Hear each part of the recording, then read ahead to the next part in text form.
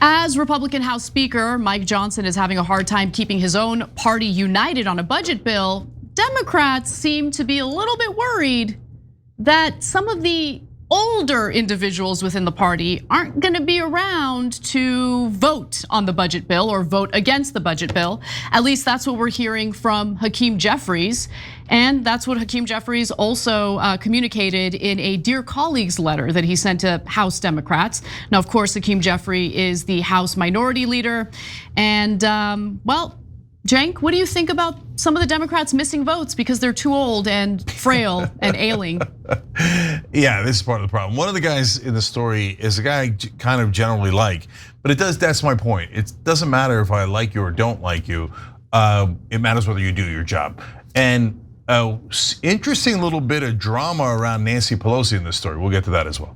All right, so let me just set this up for you so you understand the context and then we can get to the juicy bits. So Republicans, as we all know, have a majority in the House, but remember, it's a razor thin majority. So as we speak, the GOP has 218 members in the House, whereas the Democrats have 215. Now, any disagreement within the Republican Party in the House is gonna be an issue for Mike Johnson because he's going to assume that the Democrats are gonna vote against the budget bill that Republicans are drafting. But there is dissent within the Republican caucus. Remember, you still have the House Freedom Caucus. Those are the Republicans who are further to the right in their ideology, certainly as it pertains to matters of fiscal responsibility. So they want deeper cuts in the budget.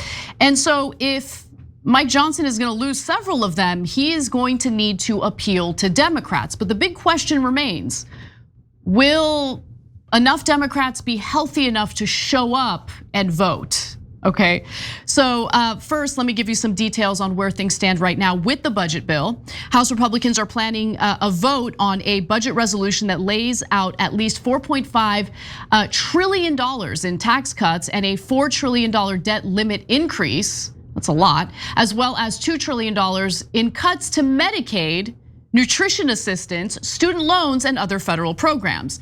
Now, this is a side note, but it's important to know it. Just last week, Donald Trump, in a joint interview with Elon Musk, told Sean Hannity that he does not want cuts to Medicaid. Now, let's see what happens because that provision, as it stands, is in the budget bill that Republicans have drafted up. Yeah, look, we're burning the lead on this story, but we'll do more stories on it as this unfolds because this is the actual plan. All like, oh, we're taking Greenland, Panama Canal, nonsense, total nonsense. This is the plan. And MAGA, what did I tell you? $4.5 trillion in tax cuts for corporations and the rich. And where are they gonna take it from? They cut like a couple of bucks here and there. You think that's gonna cover $4.5 trillion? No way. No, they're gonna take it from you, from Medicaid and from other programs that average American relies on. So how is this populist when you take from the average American and you give to the richest people in the country? Exactly. Meet the new boss, same as the old boss. Exactly, that's exactly right. And so, look, Trump talks a big talk, especially when he's on Hannity and he says, no, I don't want to touch Medicaid, Medicare, Social Security. Let's see what he actually does once the House passes, a version of the budget that obviously would include cuts to Medicaid. Now, believe it or not, some Republicans think, not enough. Let's actually rob the American people of more funding for these programs that essentially fund social safety net programs within the federal government. One example, for instance, is Republican Congresswoman Victoria Spartz. She's a Republican from Indiana. She said that she's a no on the bill as it stands, while others are privately expressing concerns. She wants deeper cuts.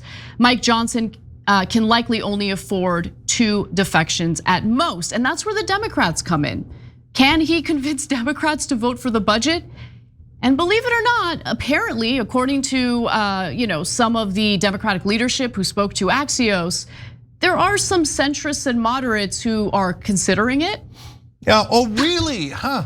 Well, that's gonna lead to our next story in a minute, if you're watching the live show at 6 o'clock, about how Democrats are now starting to take money from the same exact donors. Starting. Huh, so will they defect because they were literally paid to?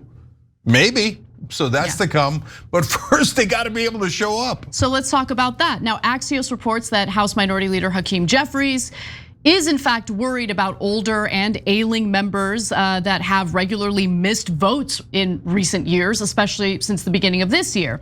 So he wrote a letter to Democrats in the House asking them to, maybe consider doing their effing jobs and show up. And if they're unable to because of their frailty and their age, maybe consider retiring. He didn't word it that way, obviously. Again, the guy is as boring as watching paint dry, but he did write this. In a Dear Colleague letter, Jeffries said that given the expected closeness of the vote, it's imperative that we are present with maximum attendance, he wrote.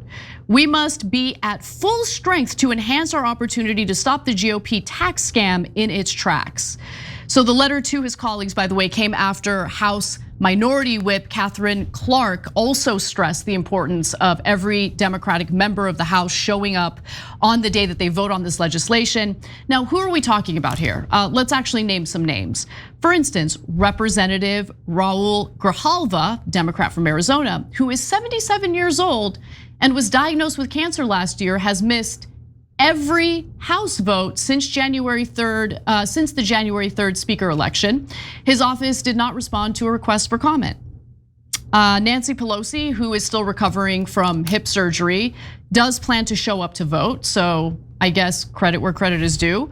But again, another concern for Jeffries is that some of the centrists who tend to break ranks with Democrats on key bills might do the same when it comes to the budget and vote along with Republicans. Because look, if they are also taking money from corporate donors who want the tax cuts, they're gonna deliver on behalf of, the people they really care about, their donors, as opposed to their voters.